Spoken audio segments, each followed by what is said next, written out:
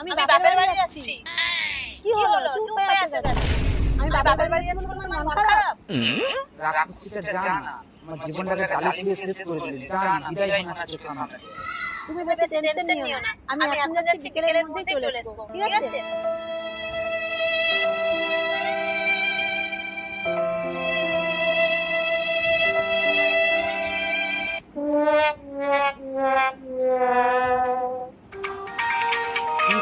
রাক্ষসীটা এক্ষুনি দেখছে, আবার এক্ষুনি ফোন করেছে। হ্যাঁ বলো, কি হয়েছে? কি বলছি শোনো না, মায়ের শরীরটা না খুব খারাপ, আমি 10 দিন মতন যেতে পারবো না। তাই নাকি? মাইকে চলি গলি লড়কি মাইকে চলি গলি